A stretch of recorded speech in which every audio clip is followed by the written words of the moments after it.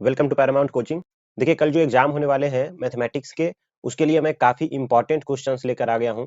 100 objective questions जो exam में आने की काफी ज्यादा संभावना है। इसी बेसिस पर सारे क्वेश्चंस होने वाले हैं एग्जाम में। आप देख सकते हैं ये सारे क्वेश्चंस हैं। ठीक है, आप देखिए ये टोटल आपको यहाँ पर 100 क्वेश्चंस के सेट आपको मिलेंगे। ठीक है, आपको 100 क्वेश्चन का सेट मैं काफी डिटेल में करवाऊंगा और उसके साथ साथ बाकी जो क्वेश्चन बनते हैं वो भी मैं आपको करवाने वाला हूँ कि इससे रिलेटेड क्या क्या क्वेश्चन जो है वो एग्जाम में बन सकते हैं। ठीक है, तो वो सारे क्वेश्चन मैं यहाँ पर करवाने वाला हूँ। साथ साथ वो सारे फॉर्मूले जो एग्जाम में पूछे जा सकते हैं, जो उस फॉर्मूले पर क्वेश्चंस पूछे जा सकते हैं, उन सारे प्रश्नों को मैं यहाँ पर डिटेल में डिस्कस करने वाला हूँ। ठीक है, तो बने रहिए इस वीडियो पर, आपको इस वीडियो का बहुत ही फायदा मिलने वाला है एग्जाम में। ठीक है, तो चलिए बिना देरी किए हुए हम क्वेश्चन नंबर फर्स्ट पर चलते हैं। ठीक है, देखिएगा क्वेश्चन नंबर फर्स्ट इसका क्या कहता है।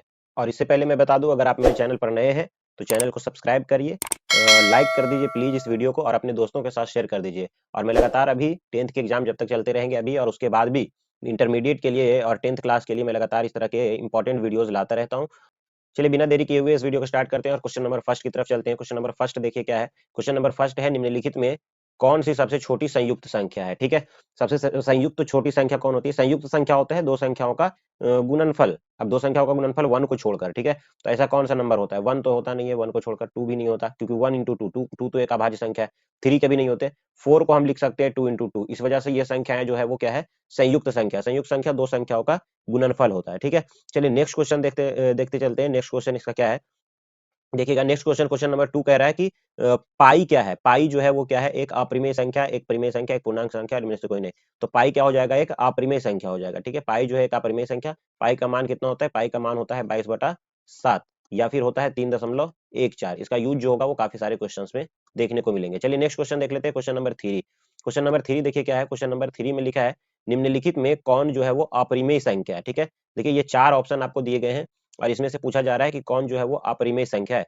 3/12 है ना, 3/12 है तो 3 चौके 12 ये तो कैंसिल हो जाएगा। ठीक है, 3 चौके 12 ये कैंसिल होगा तो 1/4 का वर्गमूल आ जाएगा 1/2। तो ये p/q के रूप में है, ये परिमेय संख्या है। 2/10, 2×5 ये 5 बार में कैंसिल होगा, ये बनेगा क्या, 1/√5। 1 का वर्गमूल निकलेगा 1 और नीचे √5 रह जाएगा। ये क्या है, अपरिमेय संख्या है। बाकी √7/7 ये भी कट जाएगा और ये 1 आ जाएगा और √2 × 2 ये भी क्या आ जाएगा, 2 आ जाएगा। तो यहाँ पे राइट आंसर जो हो जाएगा ऑप्शन बी हो जाएगा, जो कि अपरिमेय संख्या है, रूट के अंदर है। ठीक है, इसका वर्गमूल जो है वो पूरा पूरा नहीं निकल रहा है। चलिए नेक्स्ट क्वेश्चन देखिए। Next question, question number four. हम काफी फास्ट करते चलेंगे ताकि हम आपका कम से कम समय ले सके। ठीक है, बाकी और भी आप क्योंकि एग्जाम का समय है, बाकी और भी तैयारी आपको करनी है। ठीक है, चलिए नेक्स्ट क्वेश्चन देखिएगा। दो संख्याओं के लस तथा मस बराबर है तो संख्याएं क्या होगा। देखो, दो संख्याओं का लस और मासा जो है वो बराबर है तो वो संख्या क्या होगा। तो इसका राइट आंसर जो हो जाएगा वो हो जाएगा ऑप्शन बी, बराबर। क्योंकि देखो, चार और चार दो नंबर ले लेते हैं। ठीक है, तो ये दोनों नंबर के एलसीएम भी कितने होंगे, चार, और एचसीएफ भी कितना होगा, चार। ठीक है, ऐसे कोई भी नंबर ले लो, 10 और 10, इन दोनों का एलसीएम भी कितना होगा, 10, और एचसीएफ भी कितना होगा, 10।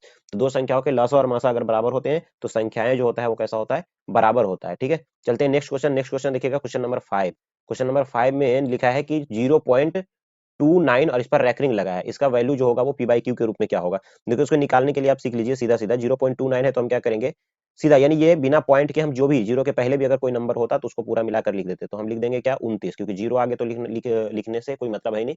तो 29 हो जाएगा। और जितने अंक पर रैकरिंग होता है, कितने अंक पर है, 2 पर है और 9 पर है, तो मिलाकर 2 अंक हो गए। ठीक है, 2 अंक पर रैकरिंग है और इसी वजह से हम क्या करेंगे कि नीचे हम लगा देंगे 2 बार 9। ठीक है,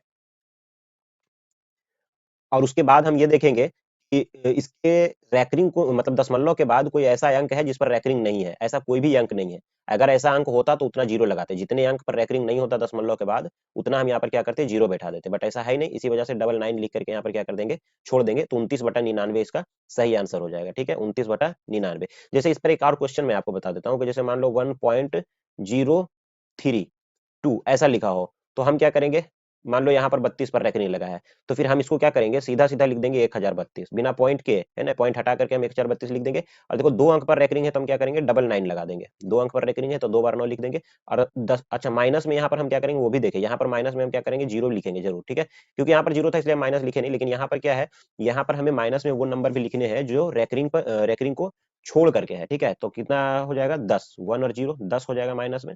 ठीक है, और 99 हो जाएगा नीचे, और यहाँ पर पॉइंट के बाद एक अंक ऐसा है जीरो जिस पर रैकरिंग नहीं है, तो उसके लिए हम क्या लगा देंगे, एक जीरो। ठीक है, बाकी इसको हम हल कर देंगे। 1032 में 10 घटा देंगे तो आ जाएगा 1022 और बटा में कितना हो जाएगा, 990। तो ये हो जाएगा। इसको आप चाहे तो हम यहाँ से काट सकते हैं। ठीक है, यहाँ हो जाएगा 511 और बटा नीचे हो जाएगा कितना, 2 से अगर इसको काट देंगे तो 2 चौक 8, 2 नम 18, 2 पचे 10, 495, तो 511/495, ये इसका आंसर हो जाएगा। ठीक है, तो इस तरीके से हम इसको क्या करते हैं, पी बाई क्यू के रूप में अगर होता है तो हल कर लेते हैं। काफी ज्यादा एग्जाम में अभी ये पूछे जाते हैं, ट्रेंडिंग क्वेश्चन है ये सारे।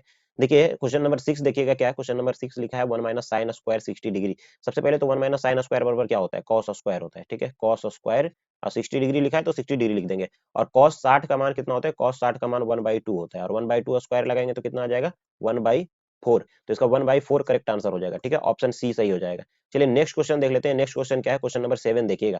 क्वेश्चन नंबर 7 लिखा है निम्नलिखित में किसका दशमलव प्रसार जो है वो शांत है। ठीक है, अंग्रेजी एवं हिंदी दोनों माध्यम के लिए मैं यहाँ पर क्वेश्चन जो है लिखा हूँ, यानी अंग्रेजी और हिंदी दोनों माध्यम का क्वेश्चन आपको यहाँ पर मिलेगा। ठीक है, तो आप कोई भी देख सकते हैं। निम्नलिखित में से किसका दशमलव प्रसार जो है वो शांत है। देखो शांत दशमलव पकड़ने का सीधा तरीका है, नीचे ये पी बाई क्यू जो लिखा होता है, क्यू को हम देखते हैं, ये नीचे जो हर जिसको हम कहते हैं डिनोमिनेटर, ये इसका अभाज्य गुणनखंड में शांत वही होगा जिसके अभाज्य गुणनखंड में 2 और 5, इनके अलावा कोई भी गुणनखंड ना हो, कोई भी फैक्टर इसमें इसका नहीं मिलता हो। ठीक है, तो देखो 40 का अगर हम अभाज्य गुणनखंड करेंगे तो क्या मिलेगा, 2 इंटू 2 इंटू 2 और इंटू में 2 दूना 4 दूना 8 और 5 40, यही मिलेंगे इसके अभाज्य गुणनखंड में। हमको दशमलव प्रसार शांत पूछ रहा था कौन है, तो यही इसका राइट आंसर हो जाएगा, क्योंकि इसमें 2 मिल रहा है, 5 मिल रहा है, इसके अलावा कोई नहीं है। बाकी का आप देखो 3 गुने 7 मिलेगा यहाँ पर, तो 3 और 7 मिलेगा। 196 में भी क्या मिलेगा, 7 मिल जाएगा। यहाँ पे भी आपको 11 गुने 11 मिलेगा।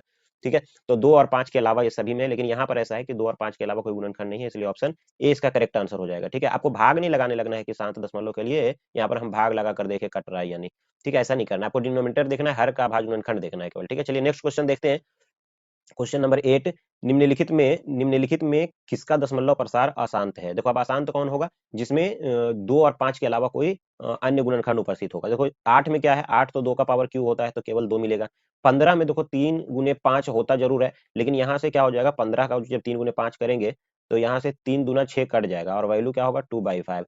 तो ये भी शांत दशमलव है ना, क्योंकि 5 है। ये भी ध्यान रखना है, अगर कैंसिल कुछ हो रहा है तो उसको कैंसिल करने के बाद हम देखेंगे। ठीक है, 512 में भी केवल क्या होगा, दो दो ही आएगा, 2 के घात होंगे ये 512, 2 का घात 9 लगाओगे तो आएगा 512। ठीक है, 343, यहाँ देखिए 343 7 का पावर 3 होता है, 7 गुने 7 गुने 7, इसमें 7 होंगे, यानी 2 और 5 के अलावा क्या आ रहा है, 7 आ रहा है। इसी वजह से ऑप्शन डी करेक्ट आंसर हो जाएगा, इसमें अशांत पूछा है। चलिए नेक्स्ट क्वेश्चन देखिएगा, क्वेश्चन नंबर 9 देखिए। क्वेश्चन नंबर 9 क्या लिखा है, क्वेश्चन नंबर 9 लिखा है 400 के अभाज्य गुणनखंड में 5 का घातांक क्या है। देखो 400 के अभाज्य गुणनखंड में 5 का घातांक पूछ रहा है, तो 400 का हम अभाज्य गुणनखंड कर लेते हैं, और हम क्या कर देंगे, उसमें 5 का घातांक पूछ रहा है हमसे कि क्या होगा।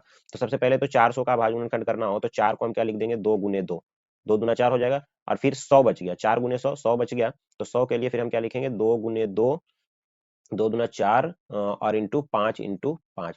आप इसका अभाज्य गुणनखंड जब करोगे ना 400 का, तो यही आएगा, 2 दूना 4 दूना 8 दूना 16 पचे 80, 80 पचे 4 से, तो 5 का घात कितना आ रहा है, 2 आ रहा है। ठीक है, तो 5 का घात यहाँ पर सही हो जाएगा 2। ठीक है, चलिए नेक्स्ट क्वेश्चन देखते हैं। नेक्स्ट क्वेश्चन क्या है, नेक्स्ट क्वेश्चन क्वेश्चन नंबर 10 देखिएगा। क्वेश्चन नंबर 10 लिखा है कि यदि 130 बराबर 15 गुने 8 प्लस 10 तथा मासा 130 और 15 का मासा बराबर जो है वो क्या है, एक्स वाई, तो एक्स वाई का मान क्या है। ठीक है, हमसे ये पूछा जा रहा है। तो देखिए यहाँ पर क्या है कि 130 और 15 इसका मासा जो है वही मासा क्या है, x और y का है, तो x y का मान क्या होगा। तो सबसे पहले 130 और 15 का मासा क्या होगा। अब देखो 130 और 15 मासा निकालने आता है ना, भाज्य गुणनखंड विधि से हम निकाल लेते हैं। ठीक है, 130 को हम लिख सकते हैं 2 गुने 2 यहाँ पर नहीं आएगा, यहाँ पर हम क्या लिखेंगे, इसको इसको हम लिख सकते हैं 2 गुने 65 हो जाएगा, तो फिर हो जाएगा 5 गुने 2 पचे 10, 10 और गुने 13। ठीक है, ये आ जाएगा इसका भाज्य गुणनखंड। और 15 के लिए हम क्या लिखेंगे, 15 के लिए हम लिखेंगे 3 गुने 5। हम चाहते तो यहाँ 5 HCF लिख सकते थे डायरेक्टली, लेकिन हम आपको बताना चाह रहे हैं इस तरह के क्वेश्चन 2 नंबर में भी आते हैं। ठीक है, तो ये 5 जो है ये कॉमन मिल रहा है, इसी वजह से इसका HCF जो है वो 5 है। जब इसका HCF 5 है तो मासा एक्स वाई भी क्या है, वही 5 है। अब बताइए एक्स वाई का मान पूछ रहा है, तो इसमें से कौन सा ऐसा ऑप्शन है जिसका मासा 5 है। 15 है और 10, देखो 5 से कट रहा है दोनों। ठीक है, तो इसका मासा हो सकता है। बाकी ये सभी जो है ये दोनों अंक 5 से नहीं कट रहे हैं, इसीलिए ऑप्शन ए इसका करेक्ट आंसर हो जाएगा। ठीक है, चलिए नेक्स्ट क्वेश्चन हम देख लेते हैं। क्वेश्चन नंबर 11 देखिएगा। क्वेश्चन नंबर 11 देखिए, लिखा है रूट 125 का परिमेयकारी गुणांक क्या होगा। देखो रूट 125 को हम क्या लिख सकते हैं, 25 गुने रूट 5 ऐसे लिख सकते हैं, 25 गुने 5 रूट के अंदर, और 25 का वर्गमूल 5 हो जाएगा और रूट 5। ठीक है, तो 5 रूट 5 हो जाएगा। ठीक है, तो यहाँ पर देखो परिमेयकारी गुणक जो होगा वो इसका क्या हो जाएगा, 5 रूट 5 अगर यहाँ पर लिखा है, तो अगर हम रूट 5 भी यहाँ पर गुना कर दे तो क्या हो जाएगा, ये परिमेय बन जाएगा। ठीक है, तो रूट 5 इसका करेक्ट आंसर हो जाएगा। अब देखो परिमेयकारी गुणक जो है ये 5 रूट 5 भी सही आंसर हो सकता है, बट ऑप्शन सी जो हो जाएगा वो पहले मिल रहा है, इसी वजह से हम इसी को सही कर देंगे। ठीक है, यही इसका राइट आंसर हो जाएगा। चलिए नेक्स्ट क्वेश्चन देख लेते हैं। क्वेश्चन नंबर 12 देखिएगा। निम्नलिखित में कौन सा युग्म सह अभाज्य है? देखिए सह अभाज्य कौन होता है? सह अभाज्य वे संख्याएं होते हैं जिसका HCF कितना होता है, याद रखिए सह अभाज्य वो होता है जिसका HCF होता है 1। तो इसमें से देख लीजिए कौन सा है जिसका HCF 1 आएगा। 9 और 16 बिल्कुल सही, इसका HCF जो होगा वो 1 होगा। इसके बाद है 15 और 20, इसका HCF तो 5 आ जाएगा। 21 84 तो 21 आ जाएगा। 13 5 65 का 13 आ जाएगा। तो ऑप्शन ए इसका करेक्ट आंसर हो जाएगा। ठीक है, आप निकाल लो। देखो 9 और 16 का जो HCF होगा वो कितना होगा, 1 होगा। ठीक है, महत्तम जो होगा वो 9 और 16 का कितना होगा, 1 आएगा। इसके बाद चलिए नेक्स्ट क्वेश्चन देख लेते हैं। नेक्स्ट क्वेश्चन 13 नंबर क्वेश्चन देखिएगा। रैखिक बहुपद के शून्यकों की संख्या कितना होता है? देखो रैखिक बहुपद किसको कहते हैं? एक घातीय बहुपद को हम रैखिक बहुपद कहते हैं। और एक घातीय बहुपद है इसीलिए शून्यकों की संख्या कितना होगा, 1 होगा। जब द्विघात बहुपद होगा तो शून्यकों की संख्या कितना होगा, 2 होगा। जब त्रिघात बहुपद होगा तो शून्यकों की संख्या कितने होंगे, 3 होंगे। जितना घात वाला बहुपद उतने शून्यक होते हैं। ठीक है, तो रैखिक बहुपद का घात कैसा होगा, कितना होगा, 1 होगा। 1 इसका सही आंसर हो जाएगा। ठीक है, अब देखो यहाँ से क्वेश्चन ये भी पूछे जा सकते हैं कि रैखिक बहुपद का आलेख कैसा होता है। ठीक है, घातीय बहुपद का आलेख कैसा होता है, तो सरल रेखा होता है। याद रखिए ये कैसा होता है, सरल रेखा होता है। ठीक है, चलिए नेक्स्ट क्वेश्चन देख लेते हैं। नेक्स्ट क्वेश्चन क्या है, क्वेश्चन नंबर 14 देखिएगा। Question number 14। अच्छा, मैं इसको बताने से पहले मैं आपको बता दूं कि एग्जाम में आप, ये बहुत बार ऐसा होता है कि एग्जाम में स्टूडेंट को सारा आंसर्स पता होता है, सब कुछ पता होता है, लेकिन एग्जाम में उसे कॉपी लिखने का तरीका पता नहीं होता। ठीक है, तो कॉपी कैसे लिखा जाता है एग्जाम में, कैसे हम उसको कॉपी को सुंदर बना सकते हैं, क्या क्या हमें यूज करना होता है, क्या सावधानियां बरतनी होती है, क्या करना है और क्या नहीं करना है कॉपी पर, इसके लिए मैंने एक वीडियो बनाया है जो आई बटन पर लिंक आ रहा है। वहां जाकर के आप देख, जो आई बटन पर लिंक आ रहा है वहां जाकर के आप उस वीडियो को देख सकते हैं। ठीक है, काफी बेनिफिशियल होगा वो वीडियो आपके लिए, तो आप जाकर के वहां पर उसको जरूर देख लीजिएगा। ठीक है, इस वीडियो को देखने के बाद चलिए नेक्स्ट क्वेश्चन देख लेते हैं। नेक्स्ट क्वेश्चन जो है वो क्वेश्चन नंबर 14 देखिएगा। बहुपद x-1 शून्यक है किसका? देखो बहुपद x-1 का शून्यक क्या है, हमसे ये पूछ रहा है। तो x-1 बराबर 0, तो x बराबर क्या हो जाएगा, 1। 1 इसका करेक्ट आंसर हो जाएगा। शून्यक यानी जो नंबर उसको 0 कर दे, तो 1 - 1 0 आ जाएगा। चलिए नेक्स्ट क्वेश्चन देखिएगा। Question number 15।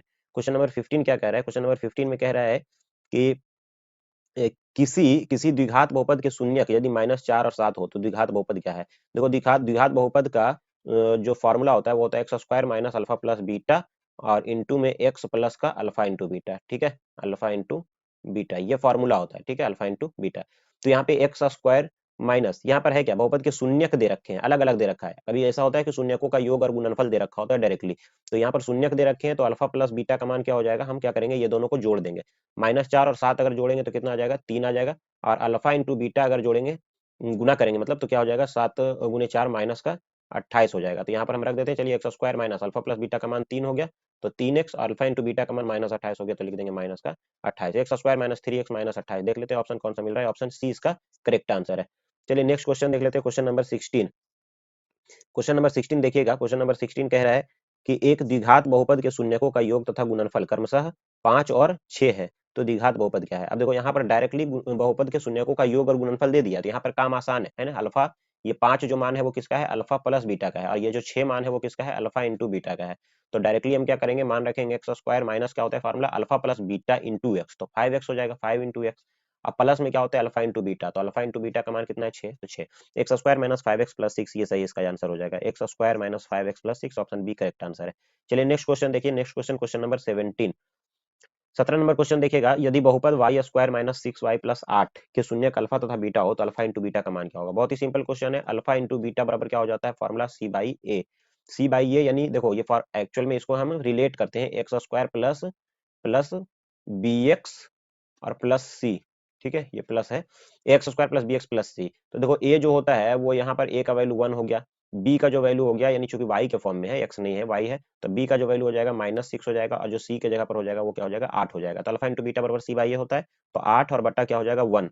तो यानी ये यहाँ आ जाएगा आंसर कितना, 8/1 यानी कि 8। c/a जो हो जाएगा वो 8 इसका करेक्ट आंसर हो जाएगा, ऑप्शन ए। अगर यहाँ पर अल्फा इंटू बीटा पूछा, यदि अगर हमसे अल्फा प्लस बीटा पूछा होता तो हम क्या करते हैं, -b/a फॉर्मूला लगाते हैं। ठीक है, और -b/a करते तो इसका सही आंसर क्या हो जाता, 6 हो जाता, ऑप्शन सी। लेकिन यहाँ पर करेक्ट आंसर ऑप्शन ए हो जाएगा। चलिए नेक्स्ट क्वेश्चन देखते हैं। नेक्स्ट क्वेश्चन, क्वेश्चन नंबर 18 देखिएगा। क्वेश्चन नंबर 18 में लिखा है बहुपद f(x) बराबर इतना है तो f-1 का मान क्या होगा? सोचो f इंटू एक्स, मतलब अंदर अगर x है तो यहाँ पर वैल्यू x है। अब कह रहा है x के जगह पर क्या कर दे, -1 रख दे, तो वैल्यू क्या होगा? तो चलिए रख देते हैं, जहां जहां x है वहां -1 रख दो। तो 3 इंटू -1 का स्क्वायर और -7 इंटू एक्स का मान -1 और प्लस का क्या हो जाएगा, 2 हो जाएगा। ठीक है, तो देखो कितना आ जाएगा, -1 का स्क्वायर तो 1 हो जाएगा, 1 इंटू 3 कितना हो जाएगा, 3, और माइनस माइनस हो जाएगा प्लस का 1, प्लस का 7, 7 इंटू 1 और प्लस का क्या हो जाएगा 2। तो 7 दूनो 9 और 3 12, तो 12 इसका करेक्ट आंसर हो जाएगा, ऑप्शन बी। चलिए नेक्स्ट क्वेश्चन देख लो। क्वेश्चन नंबर 19 देखिएगा, क्वेश्चन नंबर 19 क्या कह रहा है। देखिए क्वेश्चन नंबर 19 जो लिखा है वो है बहुपद एक्स स्क्वायर माइनस थ्री के शून्यक है। बहुपद एक्स स्क्वायर माइनस थ्री का शून्यक क्या हो जाएगा? देखो एक्स स्क्वायर माइनस थ्री अगर लिखा है बराबर जीरो करेंगे तो यहाँ से क्या हो जाएगा, एक्स स्क्वायर बराबर थ्री आ जाएगा।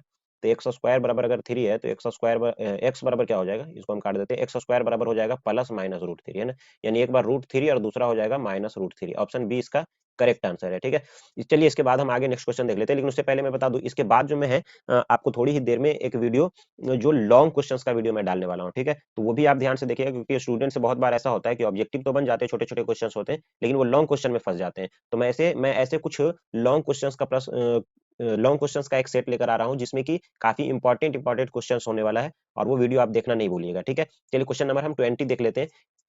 निम्न में से कौन 6x माइनस टू वाई बराबर जीरो तथा 10x प्लस टू वाई बराबर 32 का हल है? देखो इसका कहता है कौन जो है वो इसका हल है। अब देखो इसको हम क्या करें, ये दोनों समीकरण को अगर हम जोड़ दें तो माइनस टू वाई और प्लस टू वाई कैंसिल हो जाएगा। 10x और 6x कितना हो जाएगा, 16x।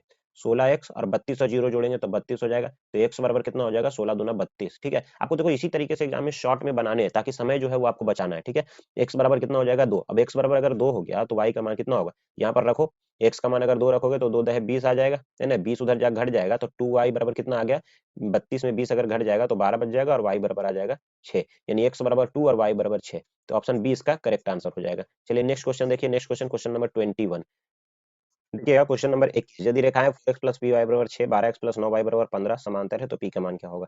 देखो रेखा अगर समांतर होता है तो समांतर होने के लिए क्या होता है, a1 बाई a2 बराबर b1 बाई b2 और not equal to c1 by c2, not equal to C one by C two. तब ये रेखाएं समांतर हो जाता है जब इसका ग्राफ खींचते हैं। तो हम चलिए निकालते हैं यहाँ से A one by A two. A one के लिए हो गया 4 और ए टू कितना हो गया 12, तो 4/12। अब बराबर B one by B two, यानी पी और बटा बी टू का मान कितना हो गया यहाँ से 9, तो यहाँ 9 लिख देंगे।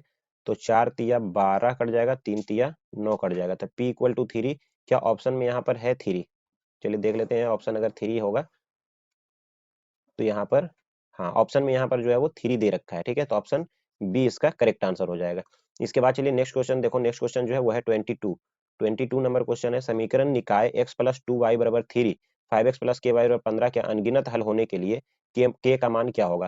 देखो अब अनगिनत हल होने के लिए क्या होता है, तीनों बराबर होते हैं, A one by A two बराबर B one by B two और बराबर C one by C two, ठीक है। तो इसके जो होते हैं वो अनगिनत हल होते हैं। अनगिनत हल और रेखाएं जो होता है वो कैसा होता है, संपाती होता है। याद रखिए 3 कंडीशन होते हैं संपाती के लिए, ये हो गया। और जो ऊपर अभी बताएं समांतर के लिए था जिसका कोई हल नहीं होता है। और इसके बाद एक और होते हैं जिसको हम कहते हैं A one by A two not equal to B one by B two. यहाँ पर जो रेखाएं होते हैं जिसका अद्वितीय हल होता है, ठीक है। और रेखाएं जो होता है वो कैसा होता है, प्रतिच्छेदी होता है। प्रतिच्छेदी रेखाएं जो होता है वो होता है प्रतिच्छेदी, ठीक है।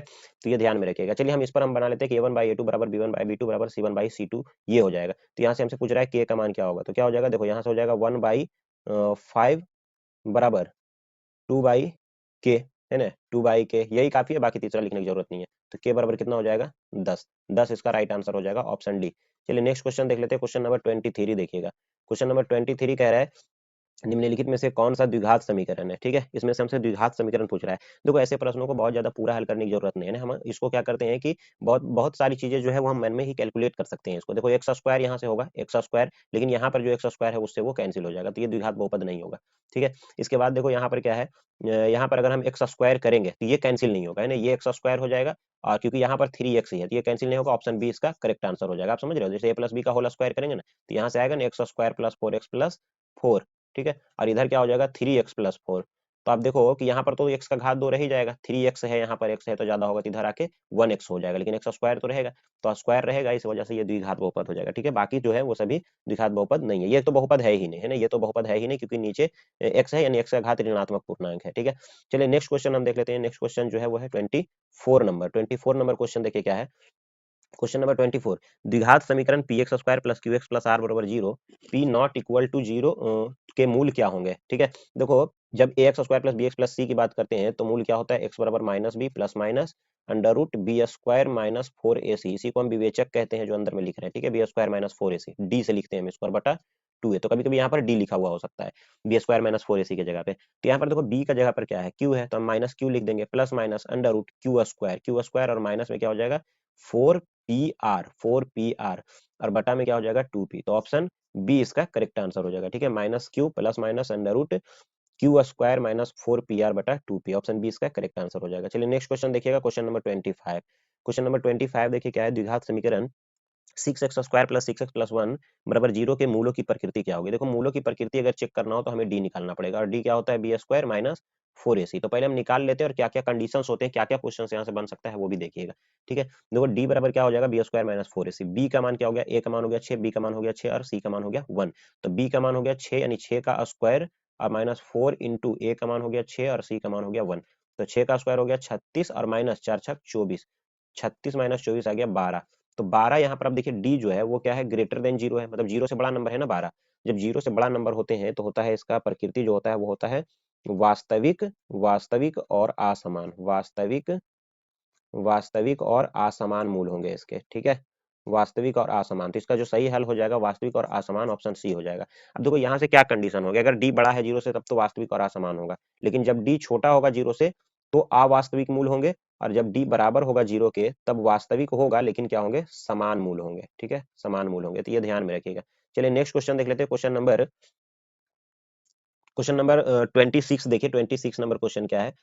26 नंबर क्वेश्चन जो लिखा है, समीकरण 3x square minus 18x plus 6 बराबर 0 के मूलों का योग क्या होगा। ठीक है, देखो इसका मूलों का योग, मूलों का योग क्या क्या हम लिखते हैं, अल्फा प्लस बीटा लिख देते हैं, और अल्फा प्लस बीटा बराबर क्या हो जाता है, माइनस बी बाई ए।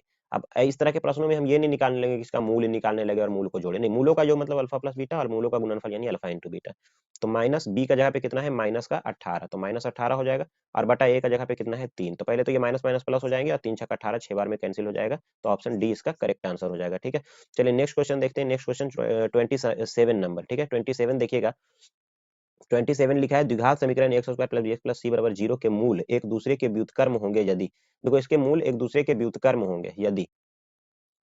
अब देखो व्युत्क्रम होने के लिए क्या होना चाहिए, अल्फा और 1/अल्फा, यानी अल्फा इंटू बीटा बराबर अगर हम कह दें तो ये वैल्यू क्या होना चाहिए, 1 होना चाहिए व्युत्क्रम, क्योंकि कोई भी संख्या और उसके व्युत्क्रम को जब हम गुना कर देते हैं तो ये क्या हो जाता है, वैल्यू 1 के इक्वल हो जाता है। तो अल्फा इंटू बीटा बराबर क्या है, 1, 1 हो जाना चाहिए। तो alpha into beta C by A होता है, सी बाई ए बराबर 1। तो यहाँ से इधर मल्टीप्लाई हो जाएगा, सी बराबर ए या ए बराबर सी इसका करेक्ट आंसर हो जाएगा। ठीक है, सी बराबर ए, ऑप्शन बी इसका करेक्ट आंसर है। चलिए नेक्स्ट क्वेश्चन देखिएगा, नेक्स्ट क्वेश्चन, क्वेश्चन नंबर 28 देखिए, 28 नंबर क्वेश्चन लिखा है, समांतर श्रेणी 1/2 1 3/2 और 2, इसका 15वां पद क्या होगा। देखो 15वां पद बराबर क्या होता है, a प्लस 14d, यानी जितना नंबर का पद लिखने के लिए कहेगा उसमें a लिखना है और उसको एक घटा करके उसमें d गुना कर देना है। मतलब 15 है तो 14d, 13 है तो 12d, 10 है तो 9d, a जोड़ करके। ठीक है, तो a का मान क्या होता है, a होता है पहला पद 1/2 और प्लस 14 और गुना d का मान क्या होता है, d जो होता है वो होता है दो पदों के बीच का डिफरेंस, दूसरे में से पहले पद को घटाएंगे, है ना। 1 में से हाफ घटाएंगे तो आ जाएगा माइनस का हाफ, 2 से ये कैंसिल हो जाएगा 7 बार में, तो आ जाएगा कितना, हाफ माइनस 7, और हाफ माइनस 7 करेंगे दूसरे 14 में एक घटेगा तो माइनस 13/2। तो माइनस 13/2, इसमें से ऑप्शन जो है वो कोई मैच नहीं कर रहा है, एक बार फिर से चेक कर लेते हैं। यहाँ पर माइनस ही आएगा ना, 1 में से हाफ घटेंगे, सॉरी ये माइनस नहीं आएगा, ये क्या आ गया, प्लस आ जाएगा। ठीक है, 1 माइनस हाफ करेंगे तो कितना आ जाएगा, प्लस में हाफ आएगा ना यहाँ पर, तो प्लस में हाफ आएगा तो ये वैल्यू फिर हमें क्या करना पड़ेगा, जोड़ना पड़ेगा, दूसरे 14 और एक कितना हो जाएगा, ये नहीं आएगा, ये कितना हो जाएगा 15/2। ठीक है, ये हो जाएगा 15/2, ऑप्शन बी इसका करेक्ट आंसर हो जाएगा। चलिए नेक्स्ट क्वेश्चन देख लो, नेक्स्ट क्वेश्चन 29 नंबर क्वेश्चन देखिएगा, 29 नंबर क्वेश्चन जो है वो है, निम्नलिखित में से कौन सा समांतर श्रेणी में है। अब समांतर श्रेणी कैसे चेक होता है, दो पदों के बीच का जो डिफरेंस है वो क्या होना चाहिए, समान मिलने चाहिए। देखो 8 6 14 6 20 है ना, 8 6 14 14 6 20 20 6 26, यहीं पर डायरेक्टली दिख रहा है हमको, ऑप्शन सी इसका करेक्ट आंसर है। 6 6 का डिफरेंस है इसके बीच में, बाकी कोई भी जो है वो समांतर श्रेणी में नहीं है। आप देख सकते हैं यहाँ 4 6 10 है, फिर 5 है, 6 का अंतर फिर 5 का अंतर नहीं, अंतर जो होना चाहिए हर जगह एक समान होना चाहिए, तो उसको हम समांतर श्रेणी कहते हैं। चलिए नेक्स्ट क्वेश्चन देखिएगा, क्वेश्चन नंबर 30, क्वेश्चन नंबर 30 देखिएगा, क्वेश्चन नंबर 30 लिखा है, यदि किसी समांतर श्रेणी का पहला पद 9 और सारवंतर -3 हो तो इसके प्रथम 12 पदों का योग क्या होगा। देखो पहला पद 9 है और सारवंतर -3 है, तो 12 पदों का योग। अब एस 12 अगर हमसे पूछा है तो एसएन का फॉर्मूला हम आपको बता दें। सबसे पहले एसएन का जो फॉर्मूला होता है वो होता है क्या, एसएन के लिए फॉर्मूला होता है n/2 into 2a plus n-1 into D. ठीक है, ये फॉर्मूला है। तो अब देखो एस 12 अगर लिखना है तो 12/2 लिख देंगे, 12/2 और इंटू 2a, ए का वैल्यू कितना है यहाँ पर 9 है, तो 9 लिख देंगे, और प्लस n-1 इंटू डी। ठीक है, तो 12 पदों का योगफल लिखना है तो 12 - 1 करेंगे तो 11 हो जाएगा, और इंटू में क्या हो जाएगा डी। ठीक है, डी का वैल्यू जो है वो है -3, -3। तो देखो क्या हो जाएगा 12/2, ये तो 6 बार में कट जाएगा, और यहाँ पर जब हम कैलकुलेट करेंगे तो ये कितना आ जाएगा, 9 दूना 18 हो गया, और यहाँ पर जो आ जाएगा 11 गुने -3 जो हो जाएगा -33। 18 में से अगर हम 33 घटा देंगे तो यहाँ पर कितना वैल्यू बच जाएगा, 15 -15 का बच जाएगा, है ना, माइनस का 15 बच जाएगा।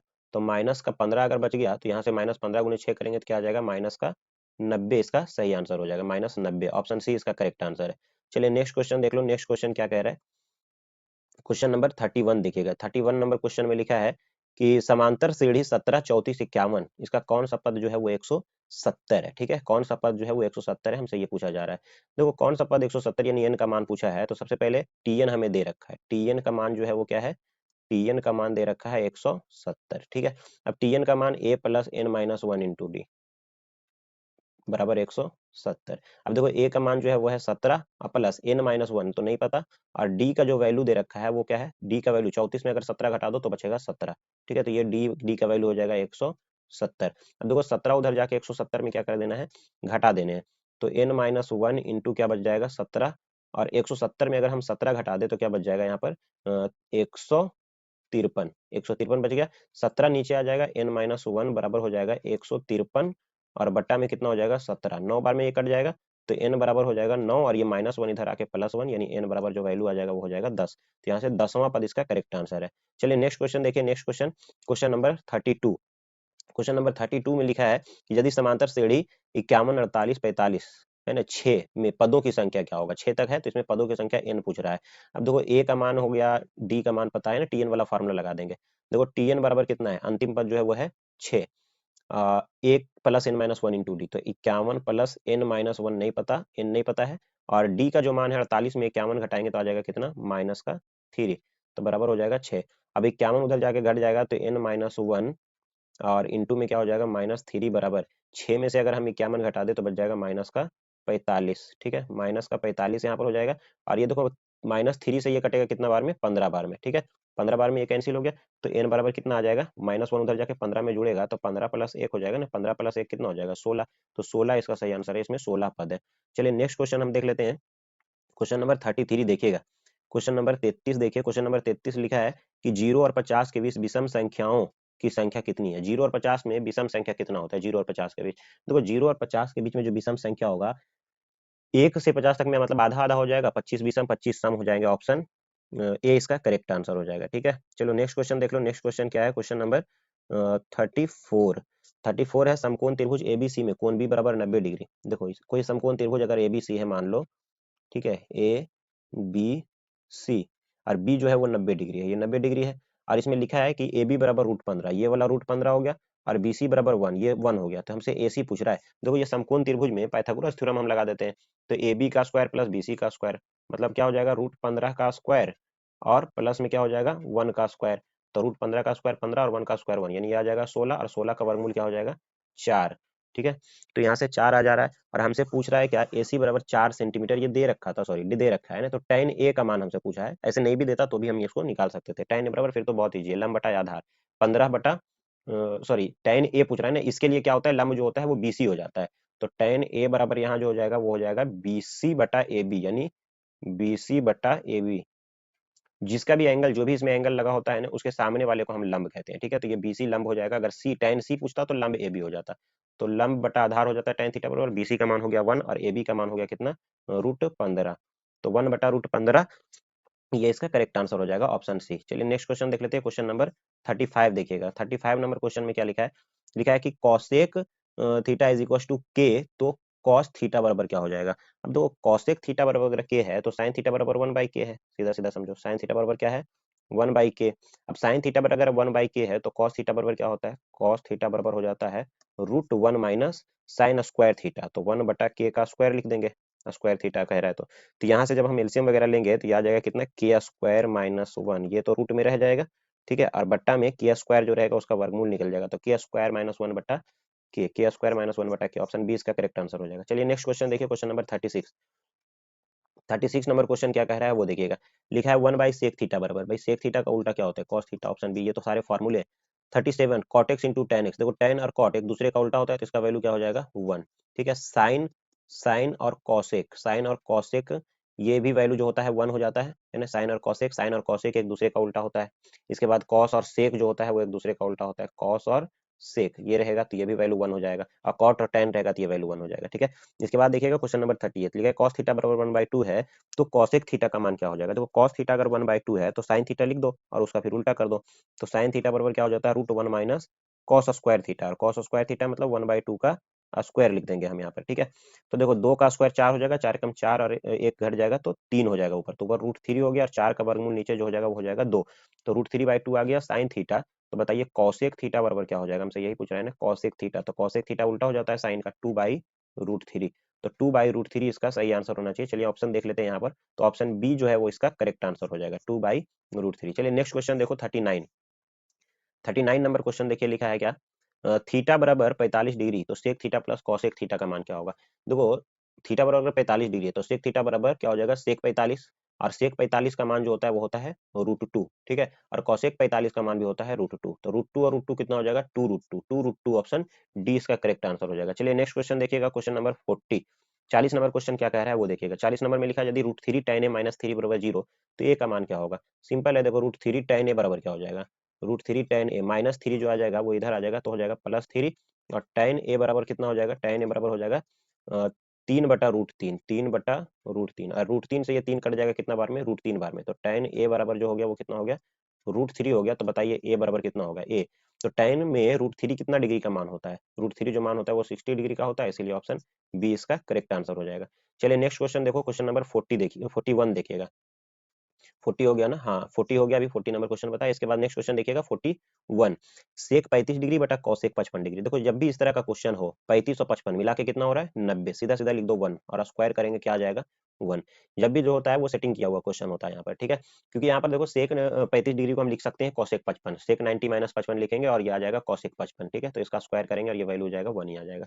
चलिए नेक्स्ट क्वेश्चन देखिएगा क्वेश्चन नंबर 42, निम्नलिखित में से किसका मान सबसे अधिक है। सबसे अधिक देखो cos 45 का मान क्या होता है √2 होता है, 1/√2 होता है, cos 45 का मान 1/√2 हो गया, sin 0 का मान तो 0 होता है, cot 45 का मान जो होता है वो 1 हो जाता है, और cos 60 डिग्री का मान जो होता है वो 1/2 हो जाता है। तो आप डिसाइड कर लो इसमें से किसका मान सबसे ज्यादा है। जो सबसे ज्यादा मान है यहाँ तो आधा है, यहाँ पर भी 1 का कुछ ना कुछ भाग लग जा रहा है, तो ऑप्शन सी इसका करेक्ट आंसर हो जाएगा cot 45 डिग्री। ठीक है, cot 45 डिग्री का मान जो है वो सबसे ज्यादा है। चलिए नेक्स्ट क्वेश्चन देखिएगा क्वेश्चन नंबर 43 देखिए, क्वेश्चन नंबर 43, क्वेश्चन नंबर 43 में लिखा है साइन 30 डिग्री, साइन 30 डिग्री का मान क्या होगा, 1/2 होता है, सबको पता होगा। मान सारणी याद करके जाइए, 10 क्वेश्चन तो आपको मान सारणी से ही बन जाएंगे कम से कम। ठीक है, चलो नेक्स्ट क्वेश्चन देखो cos square theta -1, cos square theta -1 बराबर क्या होगा। तो हमको पता है कि sign square theta plus cos square theta बराबर क्या होता है, sign square theta plus plus cos square theta बराबर होता है 1।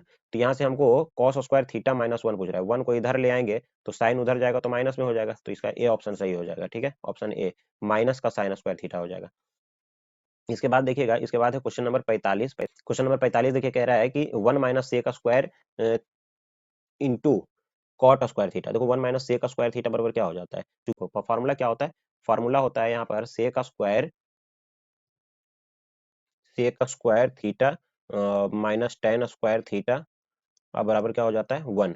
तो यहाँ पे sec 1 minus sec square, 1 minus sec square, अगर सेक स्क्वायर को उधर लाए लेके जाएंगे तो 1 माइनस सेक स्क्वायर बराबर क्या बच जाएगा यहाँ पर माइनस का टेन स्क्वायर बच जाएगा, और माइनस का tan square into cot square, tan into cot 1 होता है लेकिन माइनस लगा है, इसी वजह से जो सही आंसर हो जाएगा वो ऑप्शन सी हो जाएगा, -1 आ जाएगा इसका। ठीक है, चलिए नेक्स्ट क्वेश्चन देखिएगा क्वेश्चन नंबर 46 देखिए, 46 में क्या लिखा है, लिखा है sine alpha into cot alpha बराबर क्या हो जाएगा। अब देखो कॉट अल्फा को हम क्या लिखते हैं कॉस अल्फा बटा साइन अल्फा, कॉस अल्फा और बटा में हम क्या लिख देते हैं साइन अल्फा। ठीक है, cos alpha by sine alpha, तो साइन अल्फा से साइन अल्फा तो कट जाएगा, तो बच जाएगा केवल क्या कॉस अल्फा। ठीक है, चलो नेक्स्ट क्वेश्चन देखिएगा क्वेश्चन नंबर 47, 47 क्या लिखा है, 47 में लिखा है थीटा बाई 5 बराबर 12 डिग्री, तो 3 गुने कॉस स्क्वायर थीटा बराबर क्या होगा। तो थीटा बराबर थीटा बटे 5 बराबर 12, 5 को इधर मल्टीप्लाई करेंगे अगर यहाँ पे तो 12 पचे 60 हो जाएगा, मतलब थीटा का मान कितना हो गया 60 डिग्री।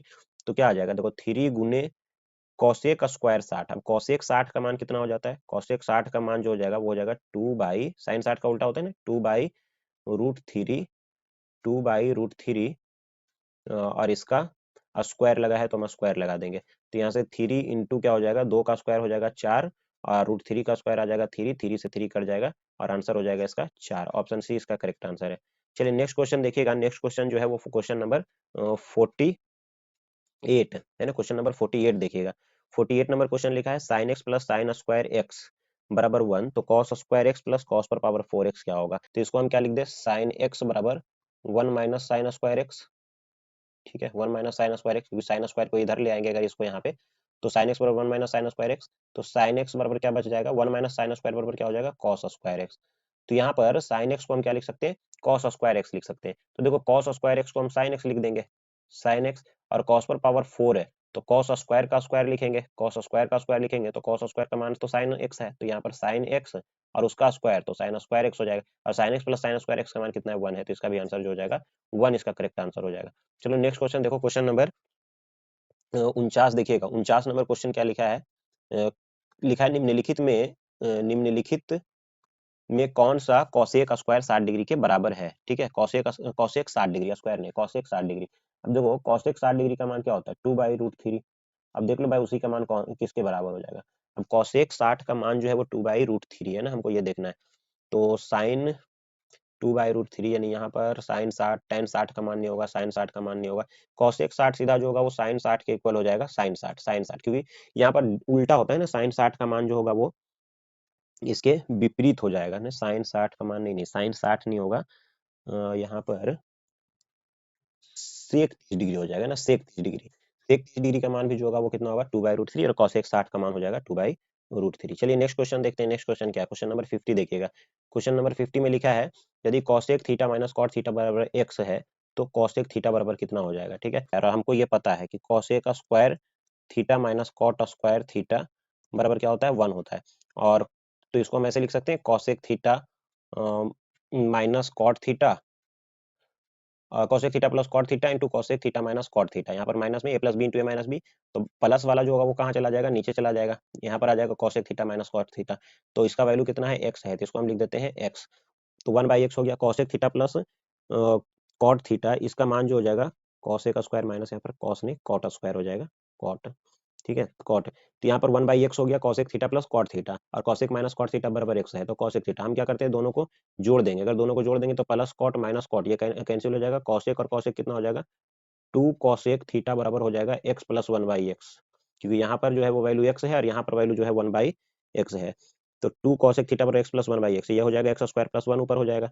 तो यहाँ से cosec theta, cosec cosec theta बराबर हो जाएगा, ये कितना, एक्स स्क्वायर प्लस 1 और बट्टा में x हो गया, और ये वाला जो 2 है, ये वाला 2 जो है वो नीचे आ जाएगा, तो बट्टा में हो जाएगा 2x, एक्स स्क्वायर प्लस 1 बट्टा 2x, ऑप्शन सी इसका करेक्ट आंसर है। चलिए नेक्स्ट क्वेश्चन हम देख लेते हैं। नेक्स्ट क्वेश्चन क्या कह रहा है, क्वेश्चन नंबर 51 देखिएगा। Question number 51, sec square 60 degree minus tan square 60 degree plus 1 बराबर क्या होगा। Sec square theta minus tan square theta क्या हो जाता है, 1 होता है, दोनों पे थीटा समान है, और प्लस में 1 अलग से है तो वैल्यू हो जाएगा 2, 2 इसका सही आंसर है। इसके बाद है 52, 52 में cot 90 माइनस ए, cot 90 माइनस ए बराबर क्या हो जाता है, tan। ये सारे तो फॉर्मूले लिखे हैं। इसके बाद नेक्स्ट क्वेश्चन देखिएगा। नेक्स्ट क्वेश्चन क्या है, यहाँ पर यहाँ लिखा है 2 tan 3 डिग्री नहीं, यहाँ पर कुछ मिस प्रिंट है, यहाँ पर 30 डिग्री होना चाहिए। ठीक है, 2 tan 30 डिग्री, 2 tan 30 डिग्री बटा 1 प्लस tan स्क्वायर 30 डिग्री, तो यहाँ पर मान रख देंगे 2 इंटू 1 बटा tan 30 डिग्री का मान हो जाता है √3, और बटा 1 प्लस tan स्क्वायर 30 डिग्री यहाँ पर है, तो tan स्क्वायर 30 डिग्री लिखेंगे, तो यहाँ पर कितना हो जाएगा, 1/3 आ जाएगा। ठीक है, 1/3, तो देखो 2/√3 हो गया ऊपर, और यहाँ पर 3 एकम 3 और 1 4, उल्टा करेंगे तो हो जाएगा 3/4। तो यहाँ से √3 तो कैंसिल हो जाएगा। ठीक है, और ये वाला जो वैल्यू हो जाएगा 2 दूना 4 हो जाएगा, √3/2 आ जा रहा है यहाँ पे। ठीक है, √3/2, तो हम देख लेते हैं √3/2 यहाँ पे किसका आंसर होता है। cos 60 डिग्री नहीं होता है, साइन 60 डिग्री होता है, साइन 60 डिग्री, ऑप्शन डी इसका करेक्ट आंसर हो जाएगा। चलो नेक्स्ट क्वेश्चन देख लेते हैं। क्वेश्चन नंबर 54 लिखा है, यदि एक 6 मीटर ऊंचे खंभे की छाया पृथ्वी पर 2 मीटर लंबी है तो सूर्य का उन्नयन कोण क्या होगा। देखो ये जो है खंभा है और ये इसका छाया है। ठीक है, और सूर्य का उन्नयन कोण ये रहा, तो हमसे ये पूछेगा जब भी, तो ये छाया 6 है, ये सॉरी 6 मीटर खंभा है और छाया जो है वो 2√3 है, और ये वाला जब भी पूछे तो हम क्या करेंगे, tan थीटा लगा देंगे, लंबटा आधार 6/2√3, 2√3, 2 तिया 6। ठीक है, और 2 तिया 6 कट गया, और यहाँ पर रूट अभी लगेगा नहीं, और 3 से ये काट देंगे तो कितना आ जाएगा, √3, और √3 कितना किसका मान होता है tan में, वो होता है 60 डिग्री। ठीक है, 60 डिग्री। चलिए नेक्स्ट क्वेश्चन देख लेते हैं। नेक्स्ट क्वेश्चन देखिए, मैं रात के 1 बजे ये वीडियो रिकॉर्ड कर रहा हूँ। ठीक है, तो थोड़ा आंख भी मेरा लग रहा है, लेकिन आप लोगों के लिए मैं इतना मेहनत कर रहा हूँ। ठीक है, तो इस वीडियो को लाइक जरूर करिए और चैनल को सब्सक्राइब जरूर करिए। ठीक है, तो थोड़ा बहुत इस वजह से इधर उधर हो रहा है क्योंकि हमारे आंख जो है वो झपक रहा है धीरे धीरे। ठीक है, चलिए नेक्स्ट क्वेश्चन देखिए। नेक्स्ट क्वेश्चन यहाँ पर क्या लिखा है, क्वेश्चन नंबर 55। किसी मीनार की ऊंचाई जो है वो 15 मीटर है, जब सूर्य का उन्नयन कोण जो है वो 60 डिग्री हो तो मीनार की छाया की लंबाई जमीन पर क्या होगा। ठीक है, ये पूछा जा रहा है। अब देखो एक मीनार की ऊंचाई जो है वो क्या है, 15 मीटर है, 15 मीटर, और सूर्य का उन्नयन कोण जो है वो कितना है, 60 डिग्री है। ये देखो ये 15 मीटर हो गया और उन्नयन कोण जो है वो कितना है, 60 डिग्री है, 60 डिग्री।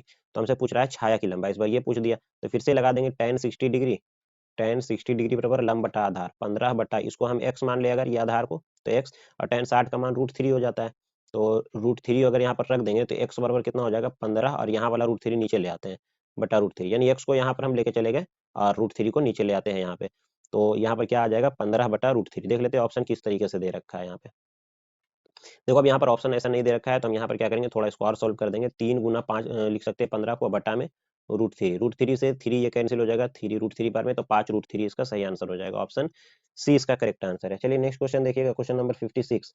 निर्देशांक अक्षों के प्रतिच्छेदन बिंदु को क्या कहा जाता है। जो निर्देशांक अक्ष होते हैं उसके प्रतिच्छेदन बिंदु को हम मूल बिंदु कहते हैं। जैसे दो निर्देशांक अक्ष होते हैं, एक y अक्ष और दूसरा x अक्ष, ये दोनों कहाँ पर प्रतिच्छेद करते हैं, जहां पर प्रतिच्छेद करते हैं इस पॉइंट को हम क्या कहते हैं, मूल बिंदु कहते हैं। अच्छा, मूल बिंदु का नियामक पूछा जाता है, क्या होता है, 0 0। ठीक है, 0 0 होता है। मूल बिंदु से दूरी क्या होता है, x square plus y square. ठीक है, ये सारे याद रखेंगे। चलिए नेक्स्ट क्वेश्चन देखिएगा, क्वेश्चन नंबर 57। 57 में क्या लिखा है, 57 लिखा है बिंदु -6 -8 किस पाद में स्थित है।